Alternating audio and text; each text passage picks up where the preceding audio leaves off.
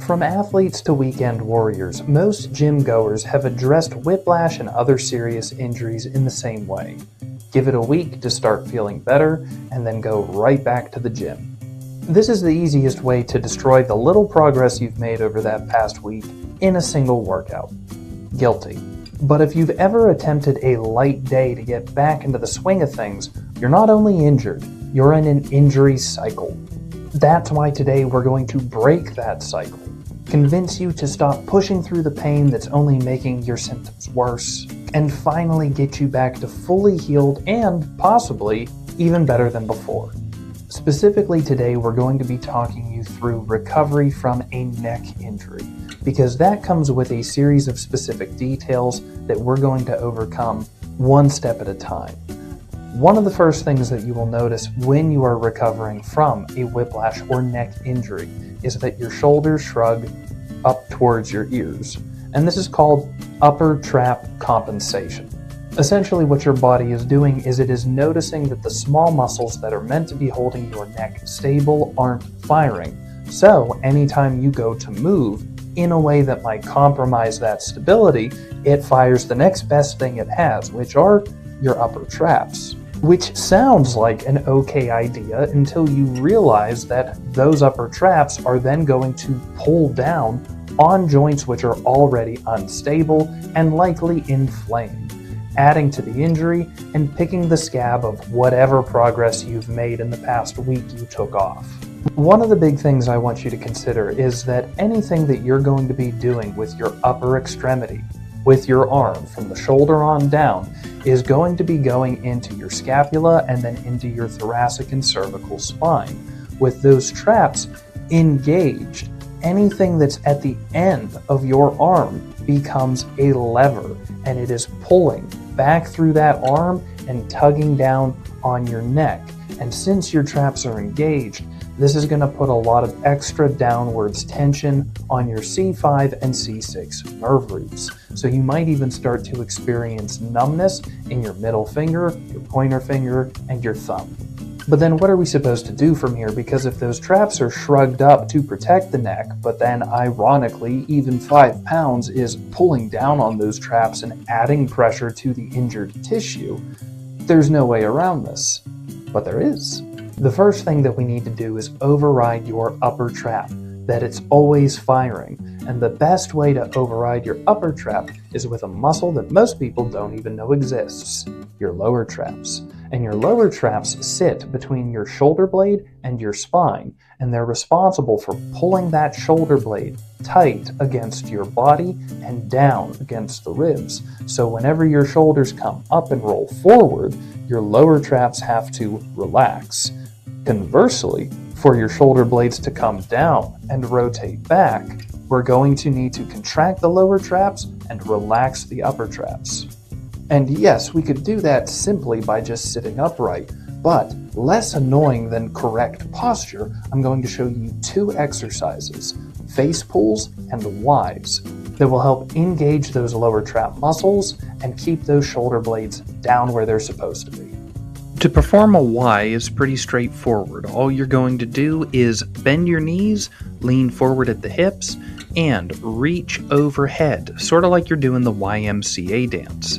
At the top of this position, I want you to make sure that you're not lifting the head or tucking your chin down to your chest. We're going to hold the top of this position for 6 seconds for up to 6 repetitions. Now, if you're struggling with this position, try doing one arm at a time until you develop the mid-back extension needed to do both arms at once. For face pulls, we have a very similar setup. We're going to bend the knees, we're going to push the butt back, lean forward, but instead of the arms extended, we're going to pull the elbows back to shoulder height. And then, once the arms are back at shoulder height, we're going to rotate back. I've referred to this as a cactus position, a field goal position, and I even had one patient refer to this as a cornholio pose. But we're going to hold this position for 6 seconds, 4 to 6 repetitions. That being said, just because you're performing Ys and face pulls doesn't mean that you can immediately load up the bar and start doing heavy weight again. If during any motion you start noticing those shoulders creeping up and causing neck pain, you're done. That's where you got to stop. If you continue to move forward, you're going to continue to stress muscles that are already irritated. Now, Y's and face pulls are going to work at anchoring that scapula to your body. But after we anchor that scapula, the next thing that we have to do is learn how to brace your neck. A lot of the time with weightlifting or sports in general, anytime you're doing squats, rows, deadlifts, you're taught to brace your core, kind of pushing outward and keeping everything tight so you don't rupture a disc. But the same thing's going to go for your cervical spine, the bones and muscles in your neck.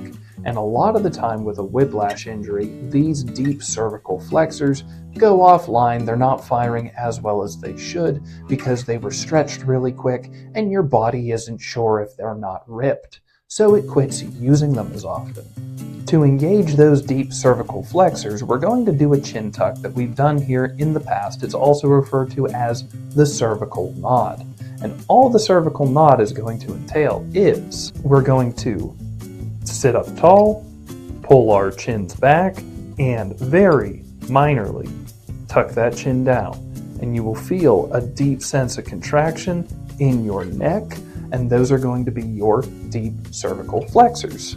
Before we add any weight to this motion, and by weight I mean doing a bicep curl, performing a squat, or something of that nature, I want you to be able to hold that cervical chin retraction for 10 seconds, 5 repetitions. Because if you can't do the motion without any weight loading, you're not going to be able to do that exercise while doing another exercise on top of it. And you might be thinking, it's such a small motion, how much could it really matter? Well, if you've been wondering why you get headaches after an exercise, or every time you load up with weight, you get a zapping pain in your neck, this is why. Because if you see people doing even bicep curls at the gym, and their head juts forward as they're doing the motion, we're compressing those facet joints, and we're also putting pressure on those nerves and upper traps, which are already overloaded and not having a great time. So if we can't take off the load by pulling our chin back, then we're just going to continue to aggravate those damaged tissues. Once we have the shoulder blade anchored and we have those deep cervical brace muscles firing, we can then move on to weight resistance. Now this comes with a little bit of an asterisk, and even though my inner gym bro is squirming at me saying this, but for your safety, the best place to start is not with using dumbbells, but with using barbells or body weight, calisthenic exercises, depending on your level of development. So what do I mean by that?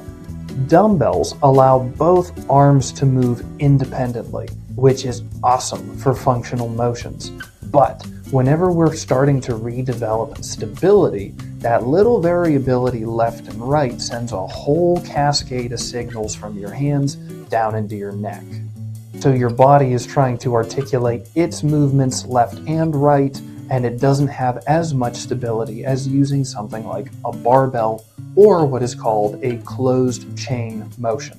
And this is where that tiny caveat comes in, because closed chain refers to your hands staying in one position and your body doing the motion. So this would be things like squatting, where your feet don't move, your body moves. Push-ups, where your hands stay in one spot, but your body moves. Or pull-ups, where again, your hands don't move, but your body does.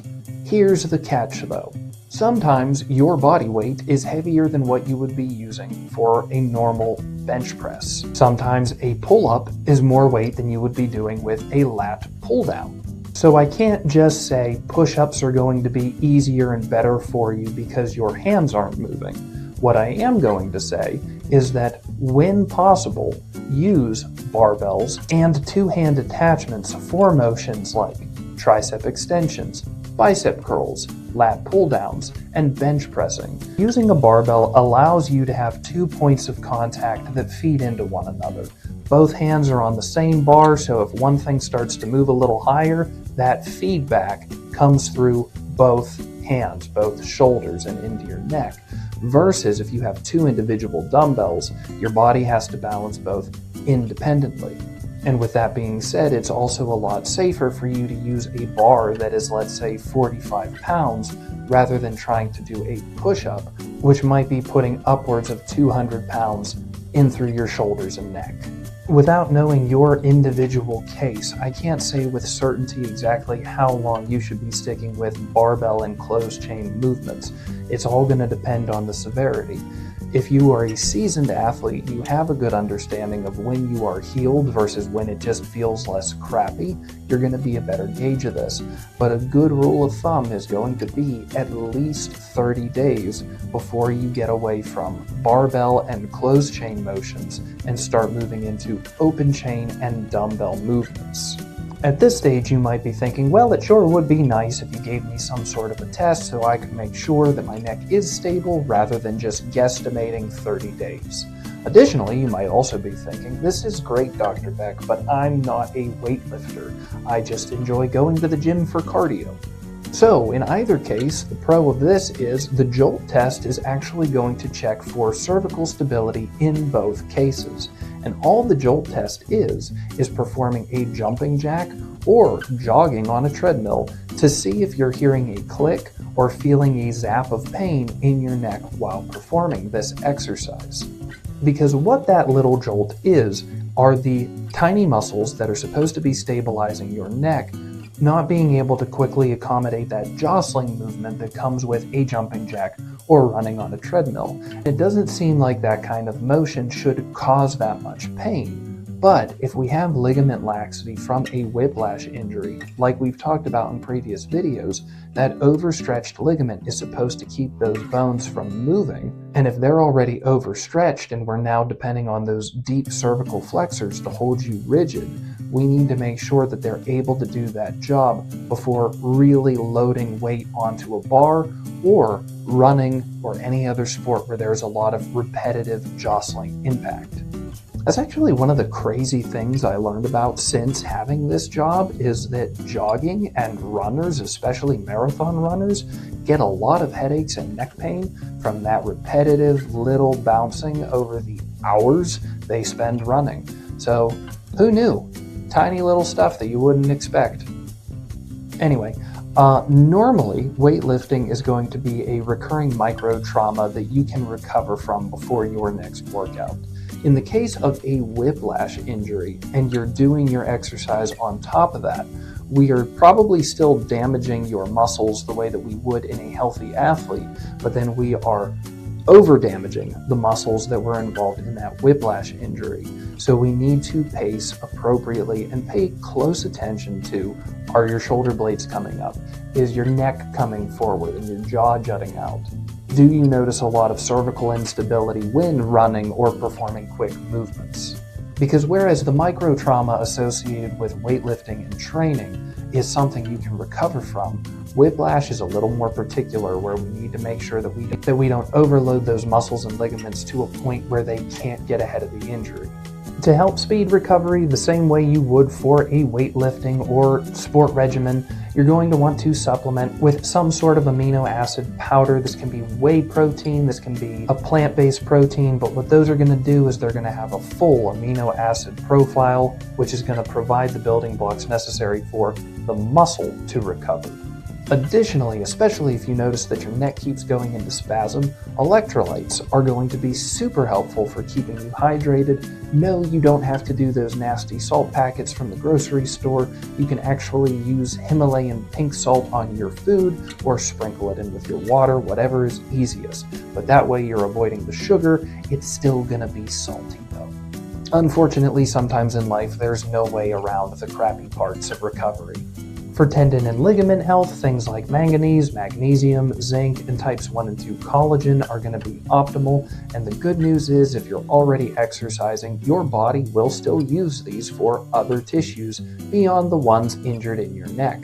So you don't have to worry about taking a supplement that's only helping to stabilize your deep cervical muscles and no one ever comes up to you and asks how stable your neck is. If you have any other injuries in your elbows, your knees, your ankles, that collagen, that manganese, it's still going to get utilized and incorporated into those ligamentous tissues. And another perk, great for hair, skin, and nails. But essentially the same rules that go for muscle tissue recovery are going to go along with ligament recovery from a whiplash. So the bad news is that just because you had a whiplash injury, that is not your get out of the gym free card. I'm still going to be here to teach you how you can go back to the gym without exacerbating your whiplash injury, so you still have to go. I'm sorry.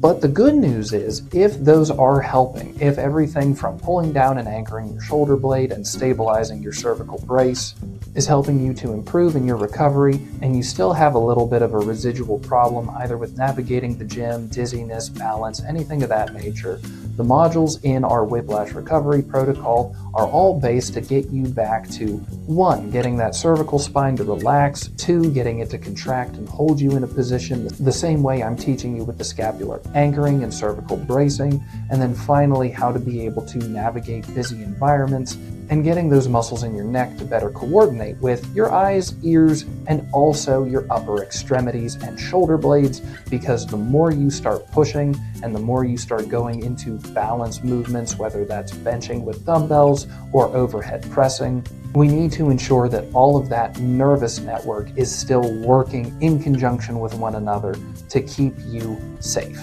The link for the Whiplash Recovery Blueprints down below, as well as links for a bunch of other free resources that I have available for you to download so that you can get back to weightlifting and doing the things you enjoy. But if you're wondering, maybe I don't go to the weight room, maybe I don't participate in a competitive sport, I'm more of a yogi. Well, that's great, because that's going to be the focus of our next video. It's crazy to think, but it is very possible that yoga postures can compromise your neck stability, especially because we normally think of yoga as a more gentle, recovery-based exercise regimen, and it can be, but there are a couple of exercises we're going to teach you that you want to avoid, and then a couple alternative exercises you can do to increase neck stability and get you back to doing the yoga you enjoy. So with that, I'm Dr. Beck. Thank you so much for watching, and I will see you in the next video.